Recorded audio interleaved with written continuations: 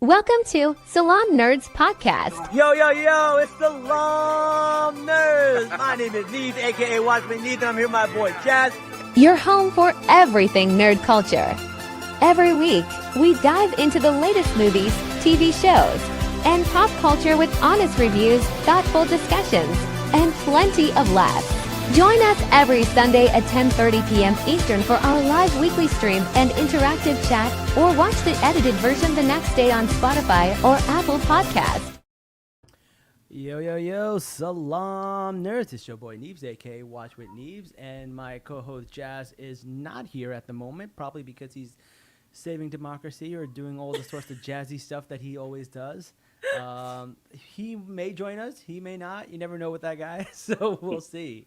Is Jazz spying in Tumbleton? Yeah, it's Jazz spying in Tumbleton. That's exactly what he's doing. That's great. I love it. So I don't know if you noticed, but I have a little bit of a background now. JJ had always been like, Anib, you got to do something about that background. You got to do something about the background. And I was like, listen, I just moved in. It's going to take me a little while. I got my desk first, but now I was like, yesterday I was like, oh man, the podcast is in 2 days. I still don't have anything up. So I quickly put up like the two posters that I have. I have like three posters. I have this Mandalorian, I have this Batman, and I have this Superman. Like, that's the punk. Nice. That's maybe great. That's the real punk rock, right? So I put this up there, and I'm like, cool. I love this Mandalorian one because it's so good. If you don't know, the crown thing is a Biggie Smalls reference. So, you know, Biggie's from, Brooklyn, and I live in Crown Heights, which is, you know, where the crown comes from. And there's this scene in Luke Cage where, like, Mahershala Ali, shout out to Mahershala Ali, who's going to be starring in Your Mother. We're going to be doing an episode on that soon. So he stands in front of the crown, and I was like, you know what? It'd be so cool if I could line up the crown so it's right above my head. So I try to take it off, and the paint is so cheap in my apartment that the entire thing came off. It's so bad. No. Because I use like this adhesive tape, which is a little too strong, I guess, and I ruined my wall. So now I have like a little picture of my wife because like all of it is like completely ripped. And now I have to, when I leave, I will either, lose the deposit, or I will have to fix it up. But I was like, that's a problem for me in 3 years. There you go. But I was like, there's no way I'm doing one more podcast with nothing in the background. JJ's going to kill me. I was like, at least before the finale, I have to get something together. So it's like, you're one of the biggest nerds I know. It's like no Funkos, no books, nothing. No, they're all in my parents' house, so I have to go get it from there. But I did have like 3 posters, which I was like, okay, I'll put those up. But at least now I'm not just a floating head, because I think there was one episode where I was wearing a white shirt and it looked like a floating head. Or when the camera was like twisted, so you were like this the whole time, but you're far, and it's just like white wall and the little tiny head looking this way. I know, it's so bad. It was so bad.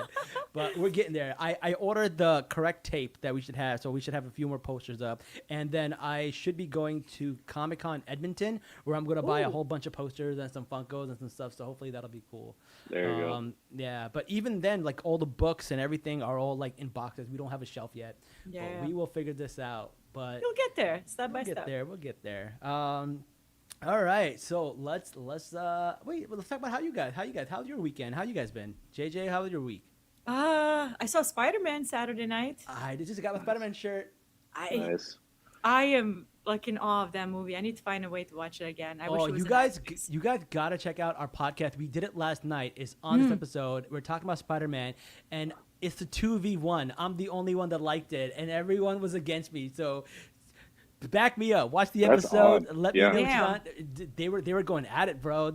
It was a heated episode.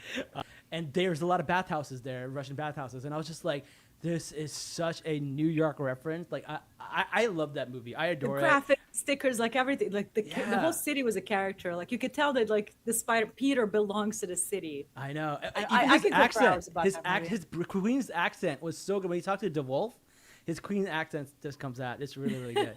But we don't want to talk too much about Spider-Man because obviously we don't want to give people spoilers and stuff like that. But I love your tag, Justice for She Stealer. We're going to get to that. Speaking of 1v2, Sheep Stealer had like 1v3. Like he was. Yeah, he That get was his ass rough. beat for a solid 5 minutes straight, dude. Totally. He did That was a not New stand York chance. jump. They jumped his ass. That was man. Oh my god. Richard, how about you, man? How's everything going with you? It almost went bad, so I went to go renew my license, and then I Oh, found no. out that I had what's it called, a ticket that I hadn't paid for like an outright like 2 to 3 years ago. It turns out my license has been suspended this whole time. No way. What the Fortunately, I fuck? was able to just like pay it online real quick. It was good to go. And so technically, since my license was expired for more than 2 years, I have to take another driving test. Oh shit. Yeah. So I've got my driving test scheduled for next You're joking, Tuesday, right? I believe. No, Oh no. my And the God. best part is when I took my first driving test at 17 or whatever, I was one notch away from failing it. So this Yeah. time I'm gonna try to just get one notch away from a perfect score, because now I can parallel park and everything's good now. So yeah, that was my weekend. It went from almost tragic to like, oh God, am I about to get arrested right now over a $400 ticket?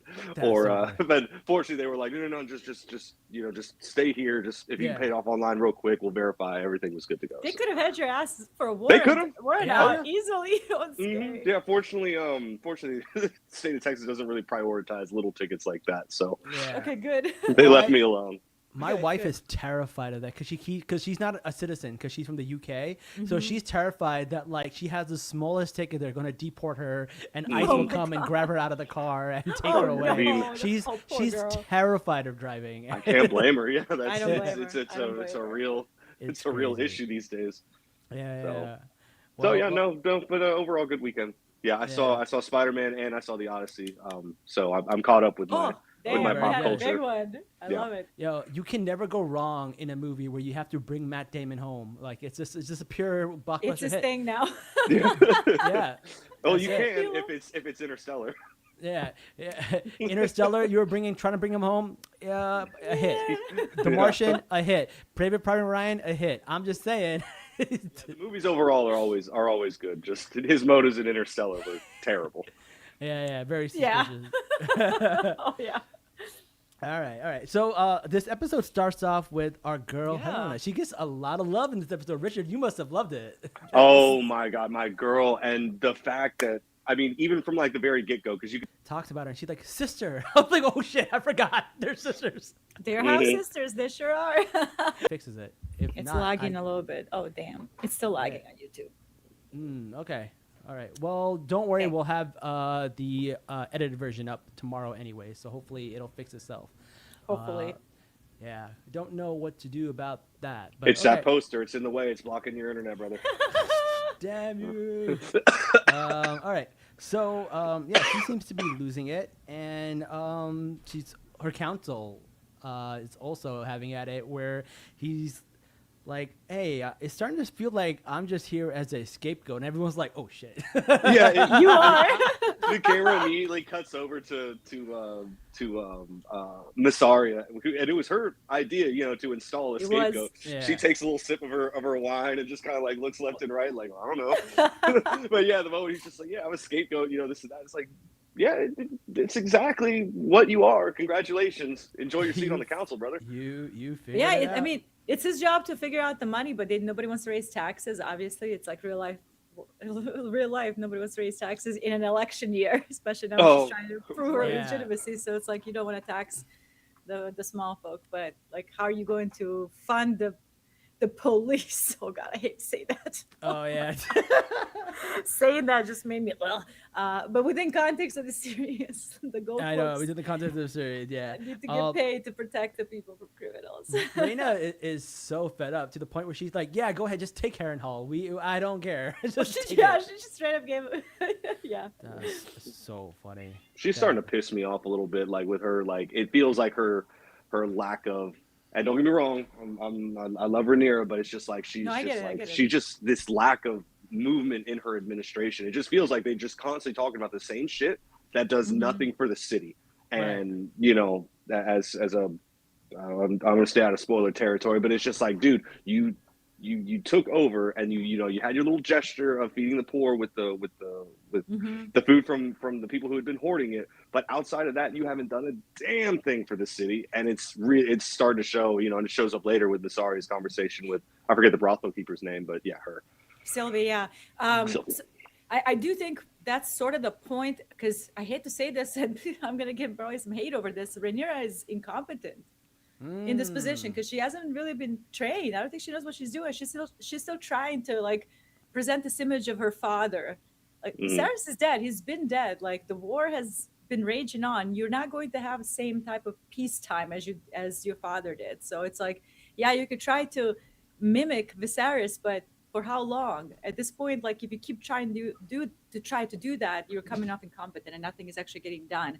And I think it's an interesting dynamic between like Mysaria and Daemon. It's like a devil and a devil on her shoulder, and essentially one pushing her towards benevolence, one to malevolence. So, and the way like and thank you, the way like Mysaria even takes advantage of some of those moments, especially after they have their moment together. I thought that was very like self-serving on Mysaria's end, especially after her conversation with Sylvie, where she essentially called her out. You've changed. You're no longer to say, look at the silks. You're wearing clothes, money like on your body more than anybody can actually have for food, kind of a thing. So I thought that was a great conversation in the throne room. And I think Mysaria for the first time felt the pressure of her position. So All I heard during their conversation was, my main goal is to blow up and act like I don't know nobody. That's all I heard when she was getting called out. I was like, yep, she changed. But you're right, because she does remind me of people who like they get inside the inner circle and they're like, well, now that I'm in the inner circle, I can change it from within. But really, they just want to hold on to the privilege that they now have, right? But what is Mysaria doing though? Like, think about it. Has she been a really good mistress of whispers to Rhaenyra?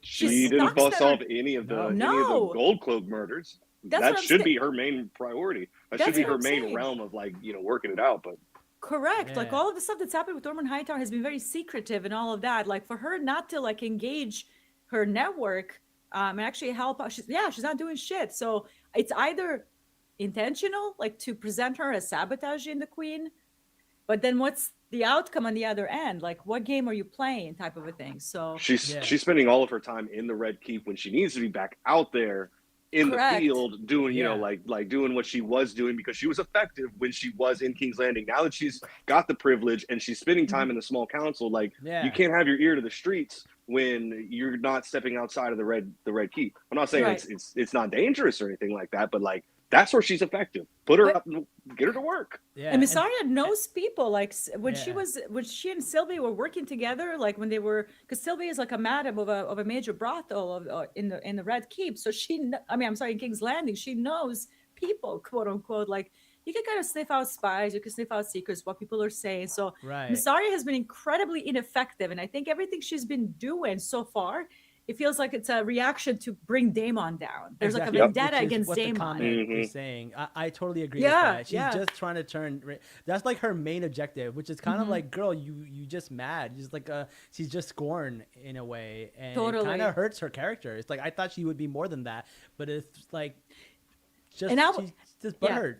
And I would argue in season 1 when Daemon discards her after basically lying about pregnancy, lying about potentially even marrying her, making her a princess or a lady of the, you know what I mean? So like she was denied that, and then like almost like she's coming back with vengeance, which I like that angle. If that's what they're playing into, that she's trying to take all of them down from within. I'm just not sure if it's headed that way. Like at least in Fire and Blood, like the White Worm she's very like mischievous. So she's very like schemy, and she's trying to like just turn everybody against each other, just cause chaos. So if that's the angle they're going with Mysaria, I can see that kind of unfolding. But for now, like Rhaenyra as a queen, ineffective. Her Mistress of Whispers, ineffective. So, and it's going to come tumbling down on them. I'm sorry, it just will. Yeah. It was really fun to see her get called out and say like, "Hey, so you're her proxy now," and like that was one of my favorite scenes in the whole episode. I love those types of conversations between characters. She got put in her place. Totally. I thought that was really, really good. I want to shift gears a little bit. Of course. To something very uncomfortable.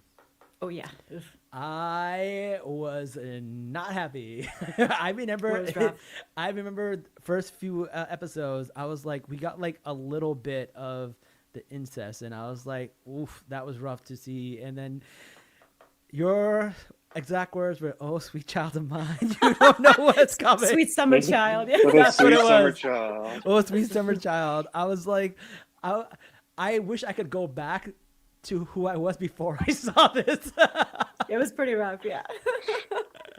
and I see her over there, and I was like, oh, look at that, she made it. She's in her little like Elsa Anna winter coat, which looked great. And I'm Oh just yeah, like, she's never looked better. She she looks never great. looked better. I was so happy. She always has that shit on. Yeah, She even got her hair fluffed up. I know. Fluffed up. And I should have known something was wrong when she said my truest child. Like, ain't no way. Oh man, and it just got weirder. And then I was like, okay, we've seen them kiss before. That was gross. But then it just got worse and worse and worse. And all of a sudden, What the hell? Thank God we got rug pulled at like it took too The long to last get to second. that rug pull, but when it finally got rug pulled, I was like, oh, thank God, Jesus, because like I- I was literally thinking about this podcast, and I was like, JJ's gonna have an earful for us, and I got to give her time to decompress that Sorry. one, because this is about to be I mean, it's just terrible. But then it was Alice the whole time, and I was like, all right, okay, she's knew just it being was- Alice. Do you know when I knew that this was going to be a switcheroo or magic? When they showed the bed Yeah.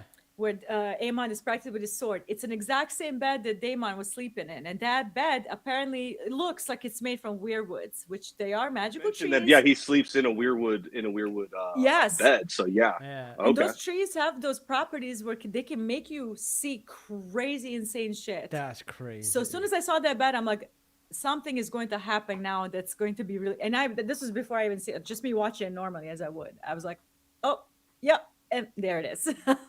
It's just Alistair is messing with two Targaryen princes by preying on their weaknesses is just Yep. I yeah, was something and else. that was so weird. And then she says like, "I'll give you a Very son," and I was like, "What?" She's got some weird motivations, I would say, with the dragon eggs and wanting to get pregnant by a Targaryen prince. Like she wants a fire baby. Fire baby. That's so funny. And then Alice actually shows up in real life, and then I'm like, oh god, all right, what's happening here? Oh man, and that was really chilling. And she says she makes up the story how she got here, and she's there with who's Adrian Sir Redford. Sir Adrian. And I was like, okay, cool. She told us this whole story about saving life. He kills her anyways, and I was like, you know what? Good on you, Eamon. For the wrong reasons, but at least he did the right thing. Well, I he mean, blew his cover. Her Yeah, he story blew- was that she escaped the Red Keep and was able to like get out, and then he mentions that she was treated monstrously. Those two things can't be true at the same time. So most people haven't like really mentioned this from what I've seen online. They're saying, oh, he just kills him to keep a secret. But in my head, the moment he said she was treated monstrously, I was like, oh, he's dead right now. Because he just blew his cover. So, I don't know if that was going on in his mind, if he knew exactly what he was doing other than just protecting his own neck, or if he knew that, I guess maybe she didn't know that he was lying to her, because otherwise he would have kind of had his guard up a little bit more, around his mom instead of being, so maybe he didn't see that coming, but I saw it. So The thing, I was not a fan of this plot to begin with when it first got introduced. That The Scooby-Doo plot. the Scooby-Doo mission. I really don't like. I still stand by that. I understand why they wanted to send Allison to Harrenhal. They need to give this character something to do instead of just mope around Red Keep. I think that's the whole point of this. Does it work? In my opinion, it doesn't. I think it's a silly plot. Aemon should absolutely not trust a single soul that walks into that castle. He is a wanted man. Not a single soul that walks into that castle he should trust. And he kind of acted on that. And I am surprised that he wasn't more suspicious of his mother. And I would say also that Alice obviously saw that she was coming through visions, through whatever. She's a witch, obviously. She's doing weird shit. So I think she transformed into Alicent to manipulate and to mess with Aemon psychologically, to kind of also warn him a little bit, hey, you need to be wary of this too. Yeah, to kind of like prime him, like put a no pun intended, but a bad taste in his mouth. Just like, not that it works too well, but you could also see that like he's Yeah. it's not like, hey, it's definitely Right. not the Allison he was trying to make out with before he left for No, Harrenhal. no, So. that was, to me, that was like a total power play between them. It was not, there was nothing sexual about that kiss at all. It was definitely a manipulation tactic.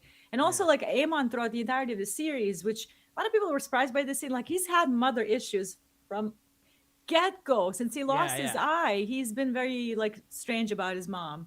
Yeah. So, and constantly seeking that approval and maybe that affection in, when he was with Sylvie, much older woman at the time where he was with her, like in the way she Right. cradled him like an infant. I don't know if you guys Right. remember that from season Yeah. 2. Yeah. So all Mhm. of that, I think, ties into his incestual feelings towards his mother, even though like he knows in his head that he does not want his mom, but like there's something psychological, like Sigmund Freud has done his career on this, Yeah, on for Oedipus sure. complex and all that. Um so they're definitely like doing a parallel here between him and Damon again, with Damon's experience at Harrenhal versus his experience at Harrenhal. Obviously, with Damon, it's different because his mom died when he was young, when he was 2 or 3 years old. So he probably doesn't know what mother's affection is Right. to Mhm. begin with. So, like for Aemon, like as Allison, as shitty as a mom she was as the two boys at Red Keep, like she didn't actively hate them or actively root against them. They were still her kids, and she was very protective of him when he's lost his eye. So I Yeah. think there's a lot of those complicated feelings, which I find them interesting. So we'll see the angle that they take Well, with that. the Oedipus complex gets even more complicated with their dinner scene because it looked like a married couple with Yes! in-laws. I'm like, this is so cliche and It's trope, such but a it's so funny to see it in the backdrop of Westeros. It's Yeah. like mother-in-law, they're gonna mother-in-law no matter where they are. Who is this woman? Yeah. I was like Olivia Cook, where she's given like some good lines and some good comedic moments. She just delivers like really well. I It's loved her so in that moment. funny. So that scene That was super head super guy. awkward. And then she warns him that, hey, your mom's not to be trusted, and he's like, you better That too. watch what you say about my mama, which is like a very thing like mama's boys. So it's one of those things I thought that was really really interesting. And then his mom actually did try to kill him. She totally did, yeah. Yeah, and she just goes idiot, which I thought was funny. Oh, I love that. She Yeah, was he collapses she right there. she was warning him the whole time. There's a fog around her. She will do Yeah. you harm, and he's not listening. Obviously, again, because he loves his mom Yeah. in whichever way he does. But yeah, He's just over there doing his shirtless katas with his swords, and then like not suspecting anything. Yeah, just like Aemon, I mean, great. I love I'm that. sorry, Aegon, trying to get dragged to the finish line by anyone who's trying to help him, and Yeah. Alice is trying to help Aemon, trying to drag him to her finish line, I guess, Yeah. no pun intended, and and yeah, he's just botching it the entire way too. Like if they would get their heads out of their asses, sometimes you'd realize that like, hey, these people are actually trying to help you, and they just. Eventually they'll learn, and they're starting true. to figure it out. But yeah, it takes them a while. Yeah. I love this comment. I want to share it for the Spotify people who can't see. When a conservative mom has dinner with her weird son and his goth girlfriend. Yes, yes, bro. That's so spot on. Oh, Spot on. That's a man. perfect meme right there. That's so funny. I love my it. God. This one says, was Helena warning her daughter about the same poisonous flower? I think so. Mhm. Yeah. When they were all in the garden or whatever, she was mentioning that poisonous flower, and I think she clocked it, and now so she used in the tea, and I mean, it's not like Allison has setup like right any there. training with like poisons or anything. So clearly, Aemon's probably not dead because she's right there. Mhm. She's probably going to heal him and he's going to be okay eventually. Maybe we Yeah. won't even see him the rest this last episode. But all the same, like it's not like she was like studied poisons at the Citadel and knew Yeah. exactly what she was going to be serving him. She was just like, well, Totally. enough of this will probably fucking work. Who knows? Spiced wine, is boiled and Mhm. loaded with a bunch of spices, and so I can imagine that kind of covers up the flavor and this Yeah. and that. And then she even like when Aemon confesses to her last second of just like I tried to kill Aegon, and then she. Oof, yeah. I mean, I know that like horrifies her, but she played it off really well. Of just like my She's my like- silly boy. And You she, know. I Silly. think Allison also knows that too. She I probably think knew, knows but it, yeah. to hear it come out of his mouth, was probably also jarring because at least she Oh, had like the thought in her head that like, oh, maybe it wasn't like that, even though she probably knew it probably was. But to get the confirmation and then for her to like not choke up or anything like that or act weird, she just hey, my silly child, and then serves him is poison. Yeah. So it was good on Allison to stick to the bit and do the job, try and finish the job as best she could. I would even argue that she might have not even subconsciously tried to kill her own son, because she had the knife. She pulled the knife from Adrian's body. She probably hid it somewhere. At any point while they were hanging out, it's one of these. Like, Yeah. you know what I mean? Not that Allison has any training, but I imagine, like, if I'm talking to you up close, I can just pull the knife. Yeah, if you're not expecting it coming, I mean, it doesn't matter how much training you have. Correct. You're just gonna get stabbed in the neck. So I almost have a feeling that subconsciously she has a hard time actually offing her kids, which I think is I think it's interesting take on the character, instead of she just being bloodthirsty for their blood. So Yeah. I don't know. Totally get that. Well, speaking of her kids, let's move on to the other kid, Aegon, who's over there. The best arc, of this season. I'm obsessed with everything. They're over there looking for Lannisters, and he's like, you know what, man? I ain't running no more. So I thought that was really funny. And then when we have like the Lannister say, hey, Tylan, Tylan, and say, hey, listen, we should go. We shouldn't be fighting. And he goes, well, I'm gonna stay. And he's like, all right, I guess I'm gonna stay too. He was very, very reluctant. He was down the ride more than Laris was. Thank you. I gotta give it to Tylan, man. That was good on him to literally take a last stand, knowing that he was gonna die. Which I'm not surprised by that choice. If they, Richard, down the line, all that stuff. So like I can see that within his character for him to stay loyal till the bitter end. Yeah, because he's already so far invested in Team Green. Like he mentioned, if he was caught, that he'd be flayed alive. Totally. Just for the information that they want from him, which is in regards to the gold. So his chips are already down. He's all in, and so just like, well, fine, if you're gonna go out, I guess I'll go out with you, because I'm not gonna have it said that I ran off on you. But I hate the fact that I am such a mark, because now I'm like a fan of Aegon. Oh, bro, I was this close to wearing a green shirt today and declaring my loyalty for Team Green. I changed the banner to green today. I changed it to green. Yeah, you're subconscious. I just thought it was I think everybody's a little more Team Green than they were before Sunday. I promise you. Yeah. You know what? Like, by far, honestly, they are more interesting to write. They just are. Yeah. Everything that's happened with Aemon and Alice is weird and freaky as shit. Everything at Tumbleton is politically so interesting. The Ormond's delusions are out of control. I'm obsessed with him. Everything with Aegon Elder and the other two, like, it's just been kind of a fun little comic, like, breakaway from the tension of the series. Yeah. Like, I think villains, this is not a surprise. Villains are always more interesting. They've always been in the history of fiction, so none of this should come to a surprise. So, but the actor does such a great job in portraying his like feelings, stuff like when he asked the Lannister like, "Where's the gold?" He just realizes they're not even after me. Like, nobody cares who I am, and then he just goes into this like speech, and I'm just like, "Oh shit, oh shit!" And then like we hear the noise, and I'm like, oh my God, is it happening? Is it happening? And then we see Sunfire, and that was a moment. He has to return. What a face card reveal though, because like when he's like dead or in a coma or whatever, you see his like clean side of his face. He looks like sleeping Sunfire. He looks all cute and everything, and then he comes out and half of his face is gnawed off and shit. And I'm like twinsies, I'm looking at both of them at the same time. Twinsies. Somebody said dad and son chopped together. Dad and son shot together. Chopped together. Chopped together. Oh. Yeah, but it was. Yeah, the mirror. I love that. I had no idea that was coming, because I didn't know his facial situation. Like, I knew, book readers know that. Yeah, he got pretty tore up in Battle of Rook's Rest. Yeah. But I mean, for us, we always knew that he was coming back. So every time, people were like, "Oh, he's dead," and then they hinted that he might be alive. I'm sorry, like, he's gotta come back, bro. He has to come back. This is not and like it was a small thing. Yeah, it's like Phoenix, like rebirth for both of them, because it's Aegon like growing a pair, and just like, if I'm gonna die, like, fine, I'll die on my feet. I'm not gonna go, and I definitely ain't gonna go down with people saying that my brother killed me and took my throne. Fuck that.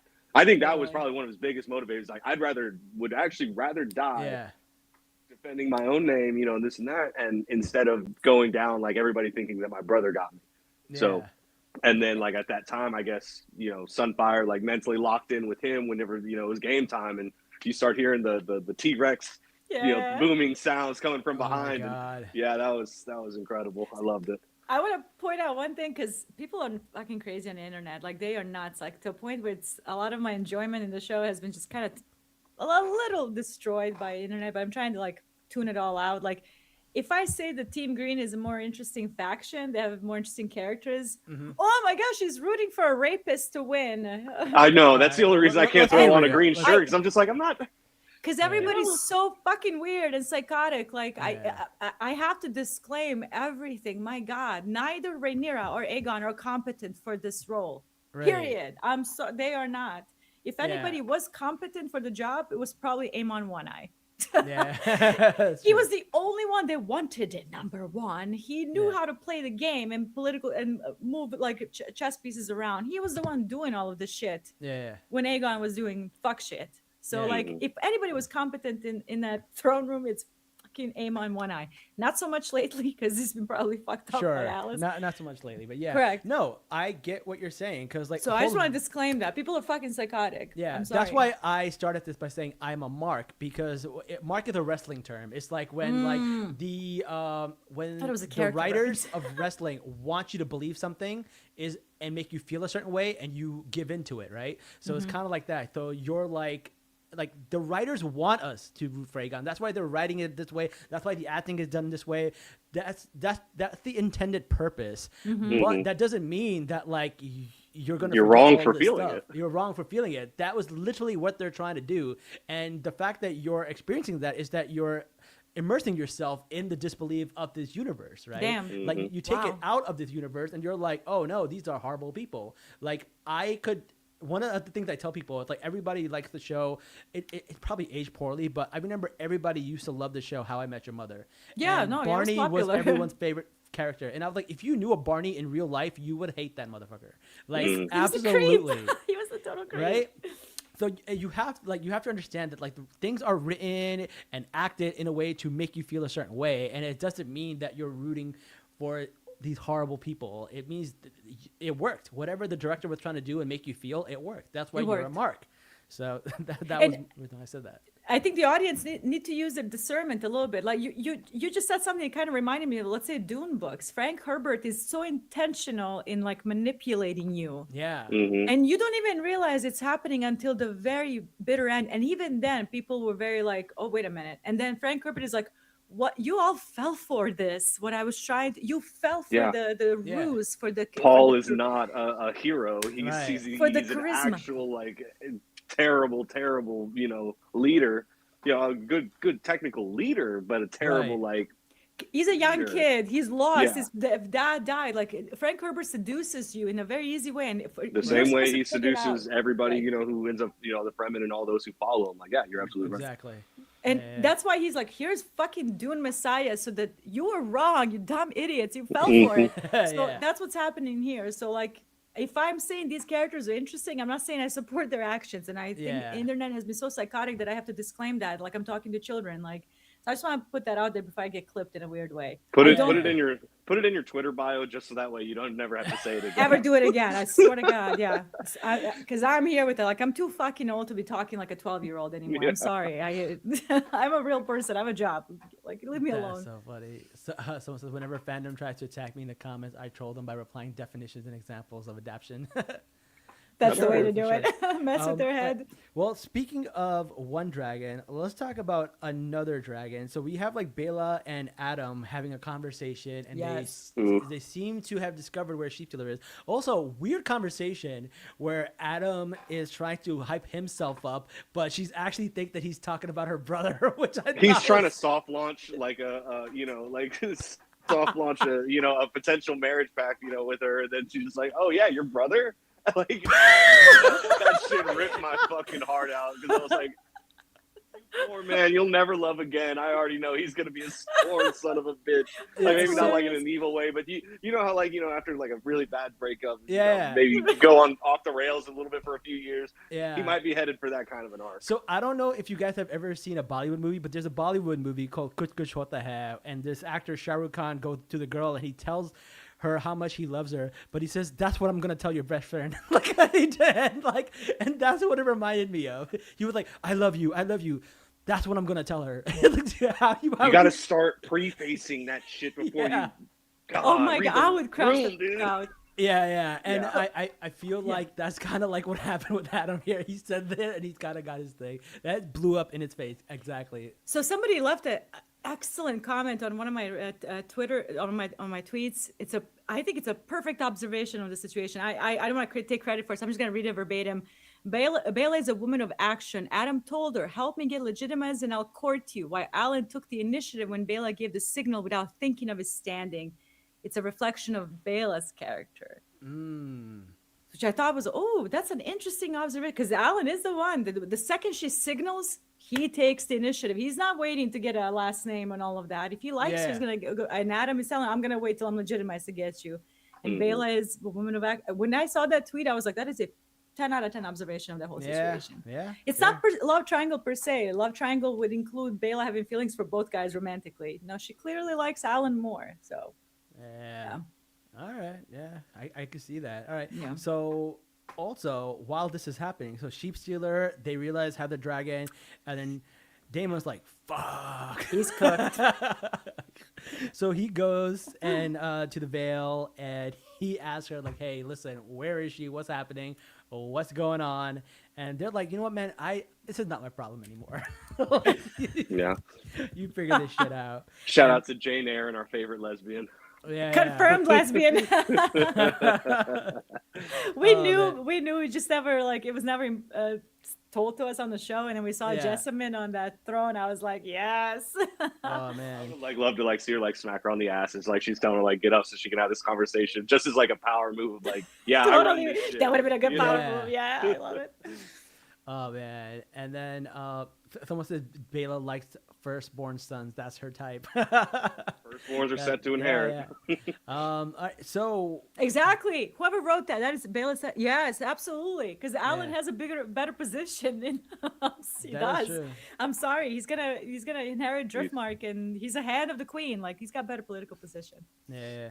So we see Sheep Stealer, and I feel like when you're on the ground, you really get an idea and scale of how big these dragons are. In the air, you don't see it, and then this time, when you see him on the ground, you're like, "Oh, that's a big boy."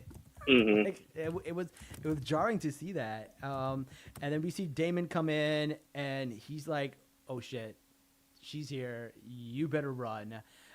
And then Sheep Stealer, he gets jumped. That was the most That was intense rough. scene probably I've seen in this whole franchise. I was holding my breath the whole time. Yeah, because they could change it from the books and anything like that. Yeah. In marginal ways and stuff like that. So you're just sitting there thinking any one of these dragons can go potentially if they want to change whatever they might want to do. But I got a real feel for which dragons are truly battle competent in Yeah. those situations, because Oh, yeah. fire is like Pokemon, it's super effective against ground units like people, right? Right.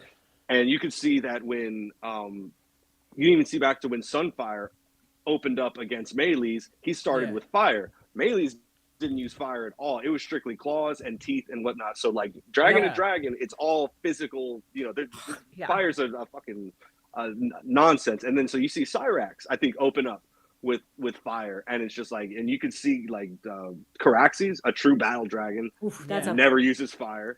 And so you can kind of see which one of these these dragons have seen more, and which are better at potentially just airing out an army from above, or Yeah. actually going toe to toe with other dragons, based on their Sea skill set. Smoke Yeah. is a battle dragon too. Mhm. Lenor has taken him to Stepstones many times, so that's a battle Ah. dragon as well. Mhm. And also, the whole point of that scene, in my opinion, is to build up something else, a certain battle in the future. Caraxes has to be shown to the audience that he's formidable. Yeah. Not just Mhm. formidable, very formidable, that he can hold his own. And boy, And that can he long hold neck his gives him own. that long neck gives him such an advantage on other dragons, because he can move around and not get caught up and attack other dragons. There's and no stuff gullet like to grab. Like whenever whenever these dragons are killing each other, they go for the gullet usually because you want to tear their throat out. Like even like sheep stealer ends up like most of the injuries here on the body, like where the stomach is and the gullet area. So like with him being like so long, like you said, he can snake around his prey. And I thought it was such a good way to show how powerful he is, essentially, because it's going to be important down the line for something else. All right. No, I totally agree. I thought that was really cool. But the thing is, like, it was such a great scene because there's two things happening at once. One is like these dragons are becoming a little out of control and they're about to get jumped and they're about to fight. But there's also the scene with Rhaena and Rhaenyra finding out about each other. I mean, Rhaenyra finding about her. And I was just like, okay, there's so many things happening right now. I'm so invested in all of it. It's just so much chaos. And the way that scene played out was really well done. And I was like, okay, because it gave like the fight its own moment to shine, but also the moment with Rhaenyra and Rhaena, their moment to shine. And I thought that was done really well. Even if you're looking at the dragons, the way they are reacting to their riders.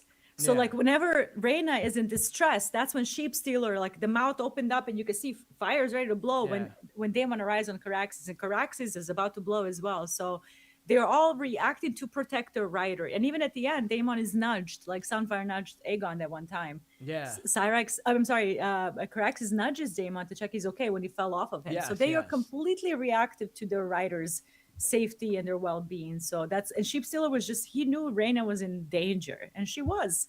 So he sensed that. So they obviously have a bond. Bond is not the same as control.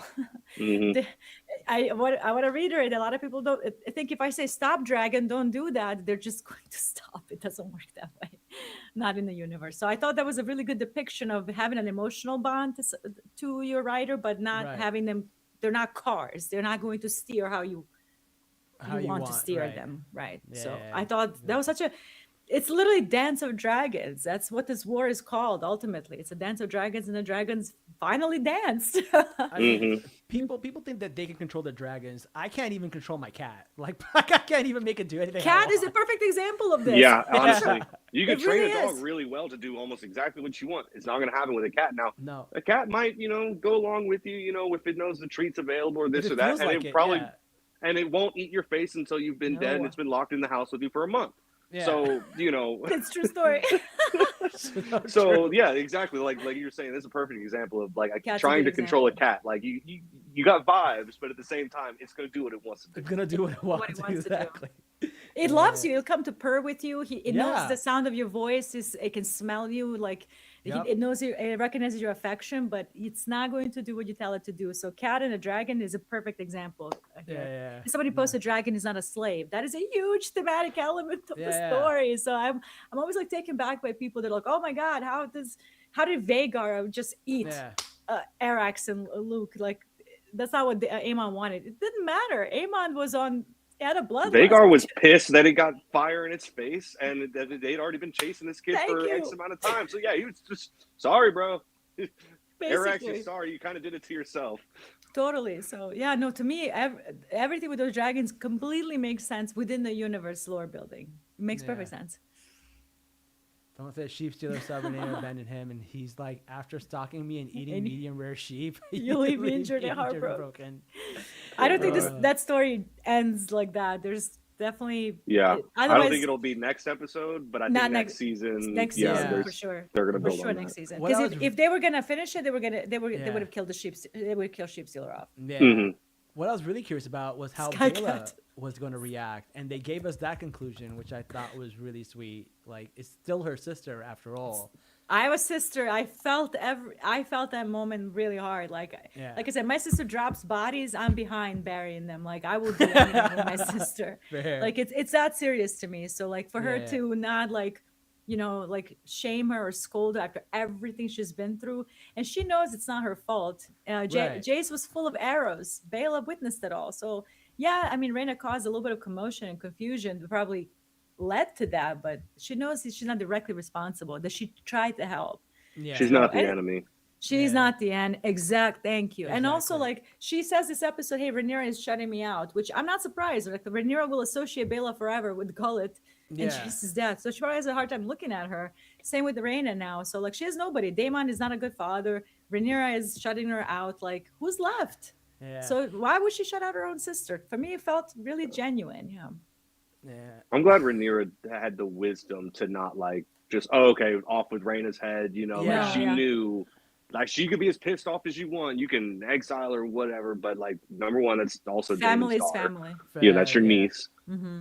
Family's family. She's not the enemy. You know, you could be mad at her all you want. You know, and just don't even look her direction. But she didn't. It never even sounded like executing her or like sending her away. You know, in permanent exile was like on the table for her. It's just Yeah. like.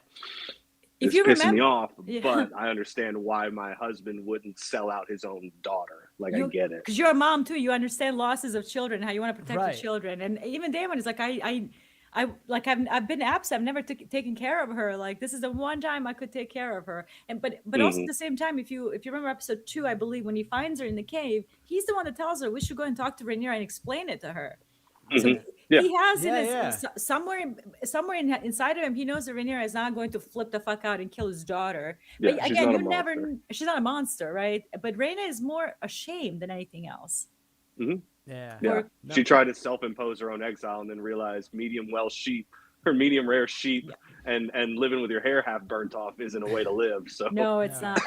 And also that means giving up sheep stealer. Yeah. She's not giving up sheep stealer. That's the power she wanted, and she risked everything for it. So I loved she's not giving up where- on that dragon. I loved how Damon opened up about his mother and how he didn't have a dragon. I did not see that coming, which explained a lot about his his personality and why he is the way he is. I thought that was interesting for him to be like, okay, let me try to reach you at a level where you understand. And it's like, yeah, it took you like 20 years, but you're finally fathering. Yeah. Yeah. Even I mean, his own wife called him out in a vision at Harrenhal, like, take care of our girls, man. What are you doing? Yeah, exactly. But everybody's so focused on getting Rhaenyra on the throne, and yeah.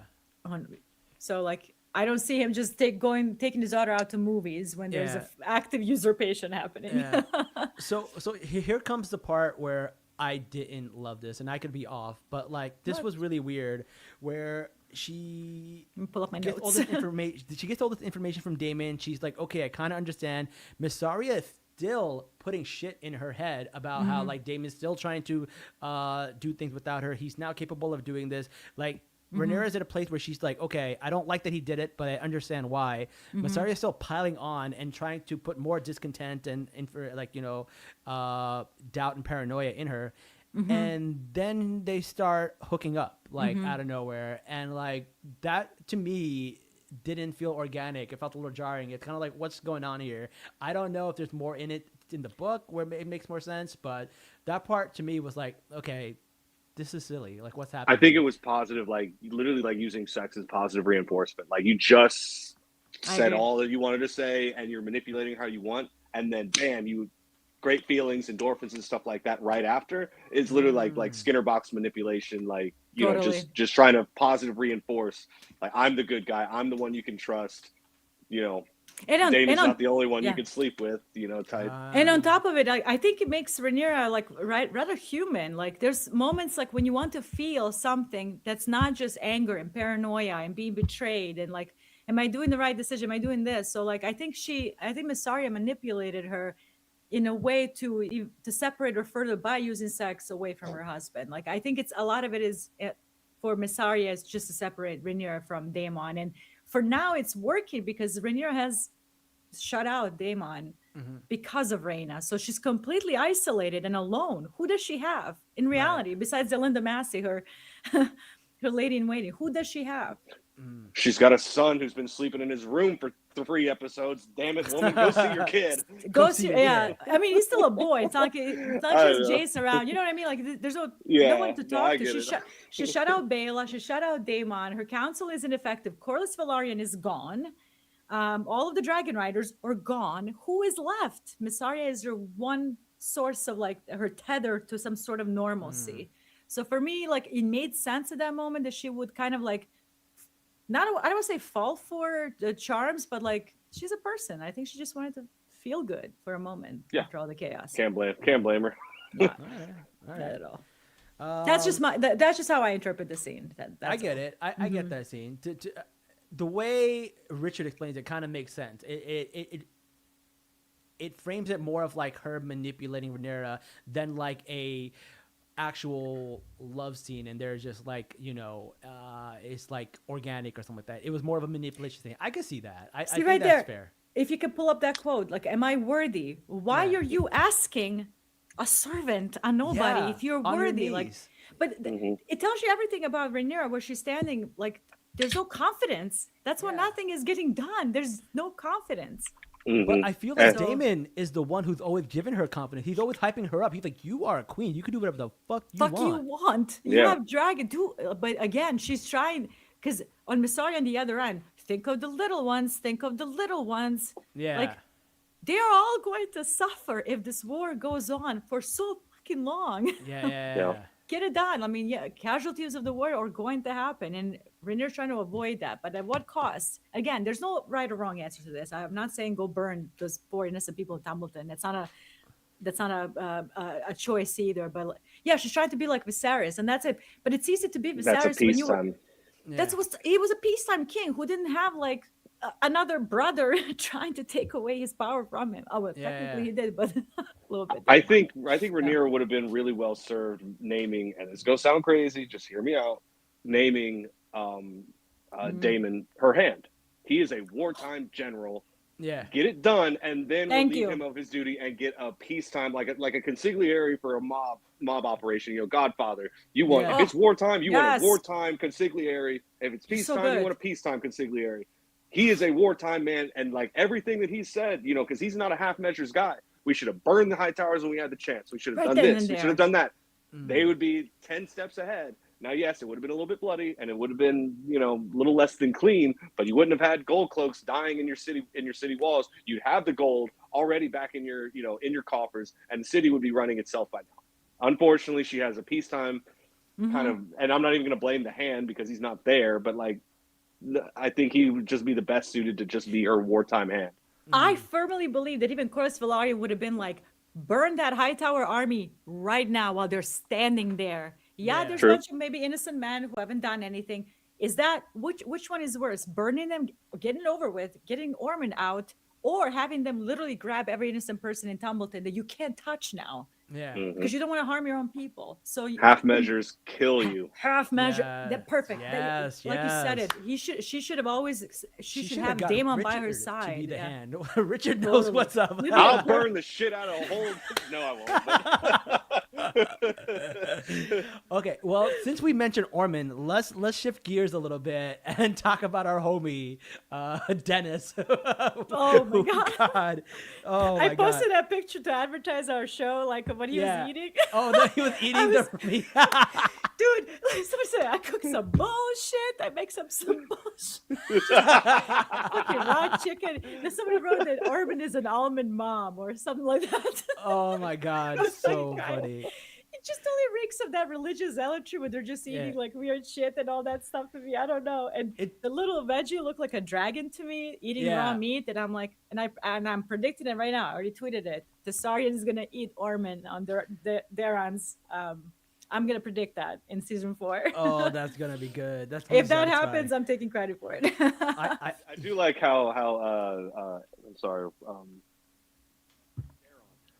Even like when him and Gwaine are talking, he calls Ormond a madman. yeah. And like I'm just like when he says shit like that, I'm like, dude, shut your fucking mouth, dude. He's probably right around the corner. Yeah. He listens to everything. He's crazy. He will flip and just kill you.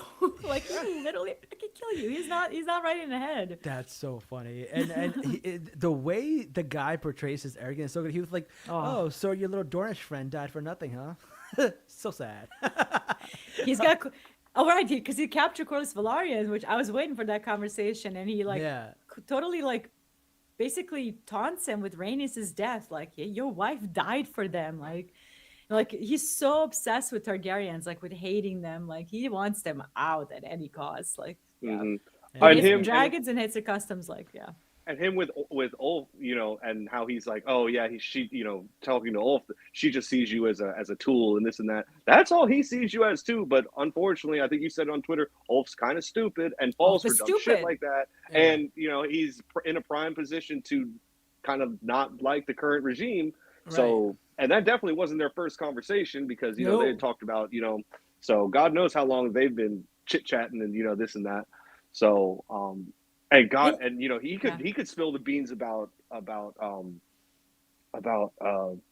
his, sorry, Hugh Hammer's wife being in the city. He knows that information. He's privy to God Yeah, knows how yeah, much information, even though he's never sat on the oh, council or totally. anything. He knows stuff. yeah. He kn- he This talks is to all. They bond all the fucking time, and somebody. That's yeah, what I'm saying. they're I think boys. Ormond is Ugh, definitely going to use Cat. He's definitely going to use Cat for Oh yeah, sure. man, that's gonna be yeah. rough. This is That's gonna be rough. yeah. And It's they're not. It's fighting just in the gonna be a rough middle of few episodes for Dumbleton. the Blacks. I would It's think. oh, the blacks are going down. I'm sorry, they are going down in this one for sure. All Oof. right, I'm putting on my green shirt. We're picking the winning side, baby. Disclaimer Yeah. first, Richard. But I love the But way he's so manipulative. He's like, yeah, you know, oh, you master deserve manipulator. sustenance and cheer. And I was like, sustenance She and dared cheer. to That's deny you beer and friends. Oh, how that's dare so she, the funny. bitch queen? Yeah. That's so funny. Like he was like, well, I could be a castle lord of Honeyhole. Honeyhole, you could be the lord of Driftwood. Like he's just selling him. I was like, oh, it's master manipulation. Honey in his ears, honey from his mouth. I mean, yeah. Ugh, man. He will go, That- Ulf is not the brightest. He wants stuff. He wants to party. He wants to be with his friends. He wants a castle. He wants money. I don't blame him. He was a nobody. Now he's somebody. Risked his life yeah, for getting a dragon. But at the same time, has he really felt battle on him? yeah. Yeah. I kind of feel like Not really. I forget it's that Twilight Zone episode where like it's that one dude who just wishes everyone was gone so he could just read his books all day. And Yeah. so Ulf is Yes. like the guy who could never afford his bar tab, and now he's got the money to do so and can't go to the bar. Can't go to Like, bar. Yeah, it's yeah. just like the cruelest irony for him. That's He right. hates It's it. such an irony. He gets it, but his glasses break, right? So he can't read them. That's what happened. Exactly, Yeah. I But- love that. Uh-huh. But also, like, I don't know if you guys caught that right at the end, the mask totally slipped off as well. Like, where he's like, I will burn them all. And the way he Yeah. smiles was some of the just evil look on his face. Yeah, like, yeah. he is, there's cruelty there as well, besides just being a goofy, funny guy who wants to party and drink. I will burn them all, and he smiles that diabolically. That chilled my spine, Yeah, that yeah. final shot. That's crazy. And the only other thing that I wanted to talk about that was Darren, when he was talking to Gwen, he was like, I can just tell them I quit. I can just run away and go to another. I don't or want this. She can have the queen, the crown for all I care. Like, Mm-hmm. this guy could save everyone, but he's just not in the position to do it because of Ormond. Like, hop Gwen on even Desarian smiled and when he go. said that. Yeah, Yeah. Gwen smiled when he heard him say that because he's just like, okay, you're not a fool, you know, like and you know, because he's been around, like, you know, it's his Uncle Gwen, and he's seeing his nephew grow up and be the good person that, you know, he told his mother that he was, and just seeing that it's just like, yeah, he doesn't want the power, he just wants to fucking be normal with the dragon, you know, but like, yeah, she can have the crown for all I care, and Gwen, knowing the losing position that they're in, is just like, you know what, God forbid this kid actually becomes king, we might be in good shape, you know. I Not love that his he would comment. even want to keep That fighting, quote, but and that quote is great.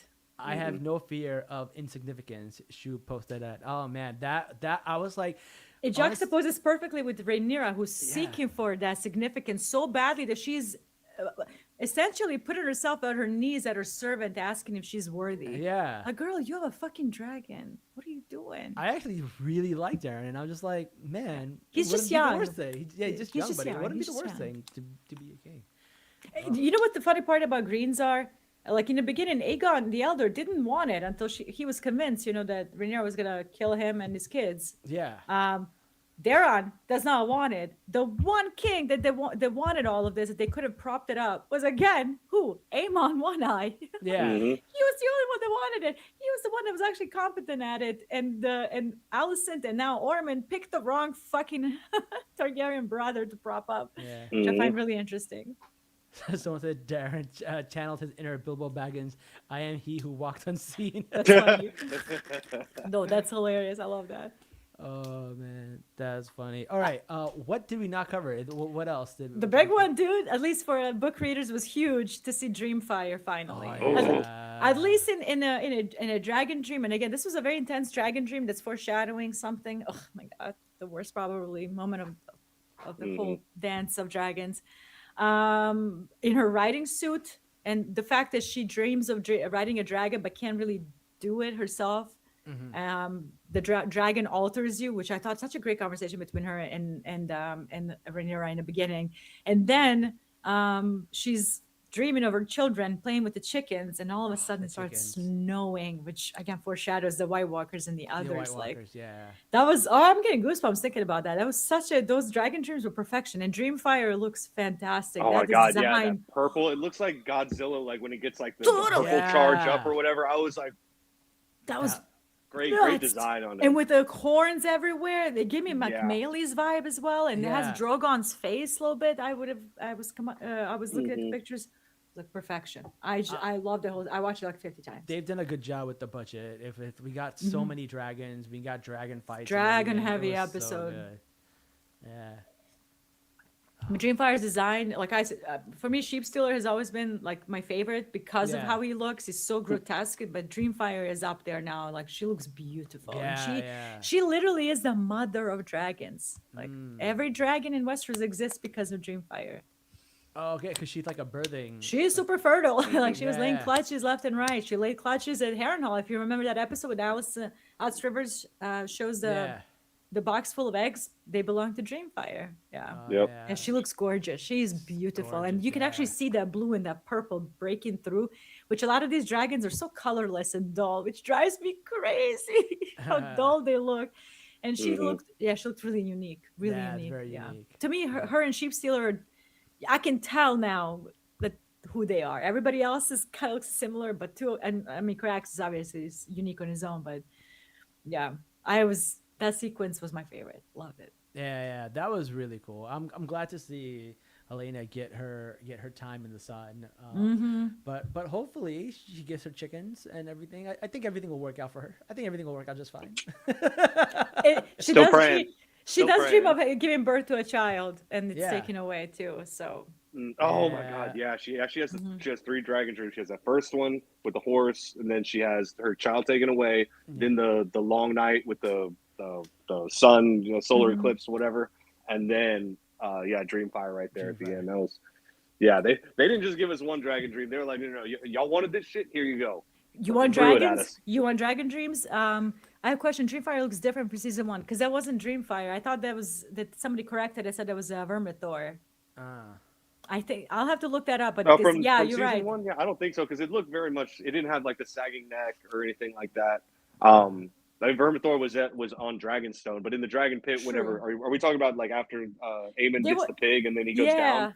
Yeah. I think. Yeah, I don't know. I would have to go back. Because if that was Dreamfire, obviously they're not the same dragon. So that was a different dragon. Must have been. Yeah, that dragon looked like Drogon, just bigger, and like you can't really tell the color with the fire and everything going out, but like it had very much like the Daenerys's dragons kind of style of look. So someone's asking, what's Dreamfire's connection to Dragon Dreamers? I didn't even put that together. I've been a fan of this shit for so long, and I never put together that she's a dreamer and she's riding a dragon called Dreamfire. Damn it! Right on the nose. It's in the center. Yeah. it's just like so obvious in the face, and you just like you can check your glasses sometimes. Yeah. Wow. I never even put that one together. That is funny. In the book, Helena is not a dreamer as far as we know. Like it was never stated. So this is new take on the character, which I actually like way better than what they do with her in the book. She's in. Yeah, they don't talk about Helena much in the books, other than she's a nothing burger character. She's an absolute mess after the blood and cheese incident, and then that's all you hear about her. And she dies, and that's the end of her. Yeah. So they give her a full character arc here, which I really like. Dreamfire, she never rides her, maybe once in a youth, if I remember correctly. Yeah. I mean, she had to have at least ridden her once to bond with her, but she never. Yeah, she definitely didn't want to go to war with Aemon. Like when he was trying to get her to go. So.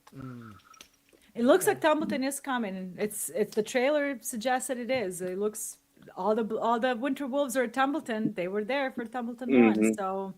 We'll probably get like a solid 80-minute episode, and I'm hoping that we get Tumbleton all the way through, and then just so that way we can start season 4 fresh and like the aftermath of Tumbleton. That would be okay with me. I'm still curious if they're going to combine Tumbleton 1 and 2 because that's going to be Right. really messy. So we shall see next Oh, Sunday. there's two Tumbleton. There are two Tumbleton Yeah, battles. Yeah. battles of Tumbleton 1 and 2. Yeah, And there's 2. rounds to this shit. Oh God. All So. right. Yeah, the gray mare is an interesting because initially to me it looked white. Yeah. When I saw the horse, I was like, "Oh, white mare," because Daenerys rides a white mare. Like that's her horse in Game of Thrones. Neves, you've seen Game of Thrones, right? Yeah. Remember, Daenerys gets a gift from her husband, like the Right. white horse. The white horse. Yeah. Yeah. So like, I thought it was a white mare, and then when Helena said gray mare, I thought it was interesting. Gray, maybe covered in ash. I don't know. Like I know. I was also kind of thinking of like the pale mare, which is like a disease in the books. So like in my head, I have no idea I'm just going to let the show play out, and I'm not going to spend too much brain power trying to guess that one out because clearly we're going to get some payoff to that. They didn't just say it to say nothing else about it. So it looked white to me, but Farrah was just asking. It looked white to me when I first saw it, and then I immediately thought of Daenerys, and then she said Helena says I dreamt of gray mare. Yeah, she says it. And that's the scene I think in the trailer. If you remember, like she's in her blue dress, and like you see this bright light, and everybody thought that was Dreamfire, either blowing fire or some shit, but it's sunshine opening up to wherever that yard was, which to me looked like for a second like Tumbleton. I was like, what the hell is Helena doing at Tumbleton? And then it picked up really quickly that was a dragon dream. All right. Yeah. Very cool. Yes. The finale. God, the comments are great. You guys are awesome. Are great today. Really great. I like the eclipse shedding off the sun. Summer. Yeah. Yes. And that's part of me sitting later. there thinking, like, is that like how we know that like winter is actually going? I mean, I know that the white ravens fly and everything like that, but like, is there like an actual like solar eclipse to like truly signify the changing of the seasons? We don't know. Winter is coming. We'll see.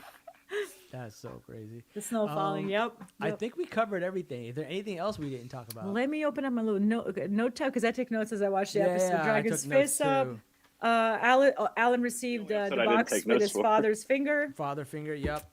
Yep. So that's going to completely motivate him even more. He's going to be angry. He's been kind of playing games so far. Not games, but he's been kind of in a good position. But now he's going to get really angry.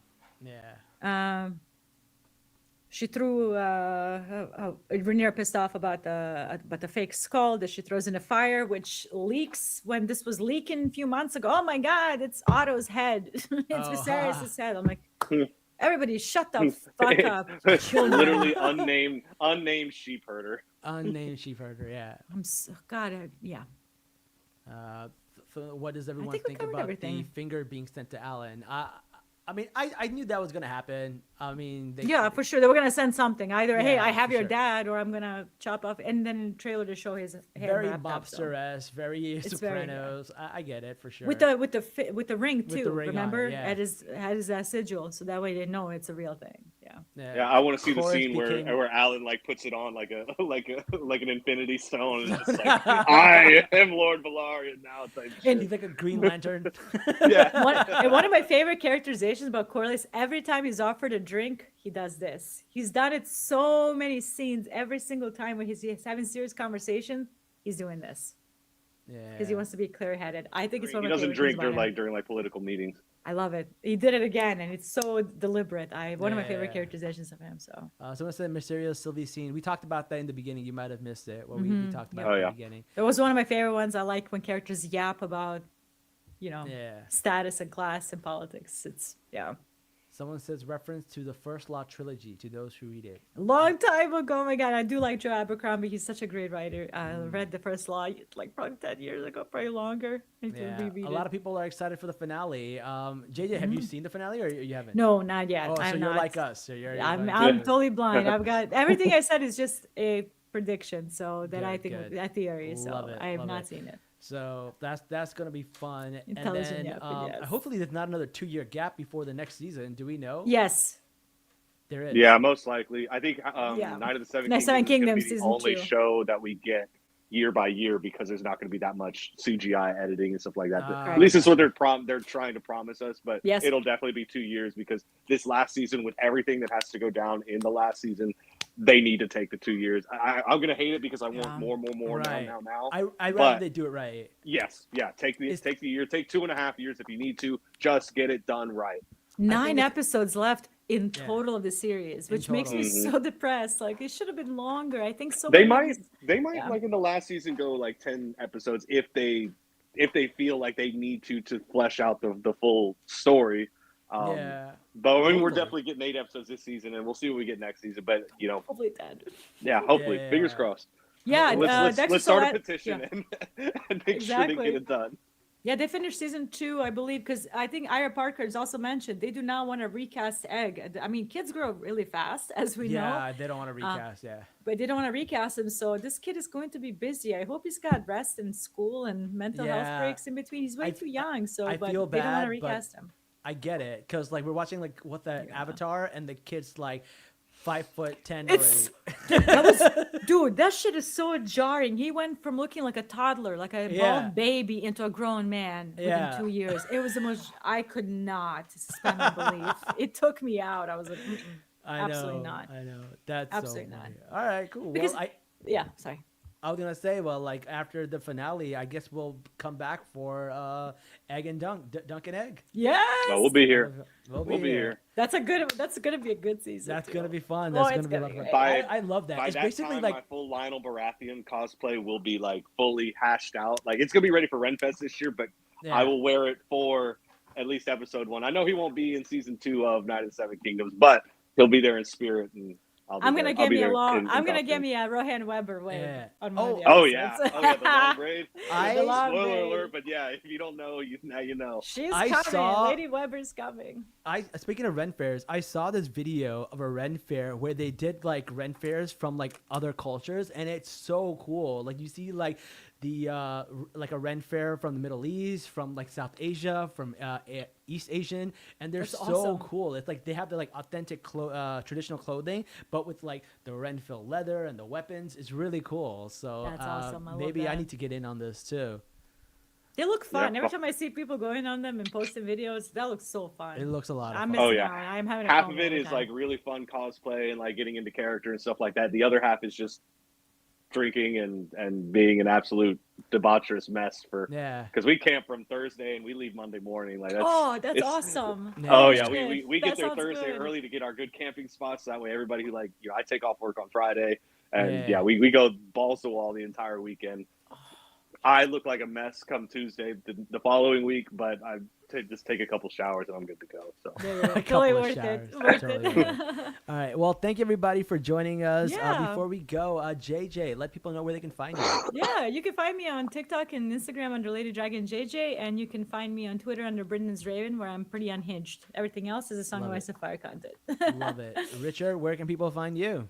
find me on Twitter at master_of_slop and nowhere else, hopefully. Thank you so much. I And love that. guys, don't forget to like, share, comment, actually subscribe. We would love for you guys to join us so that you guys know whenever we do episodes. Love the chat. Love you guys. All these people in the chat, we love you guys. We can't do this without you. And Yeah. just keep coming back until we're done. Until we're 90. That's what we're going to do. 6 seasons in a movie. 6 seasons in a movie. That's 6 seasons in a movie. That's so Perfect. funny. Yeah. All I right. love We'll it. catch you guys later. Until next time, guys. Salam, nerds.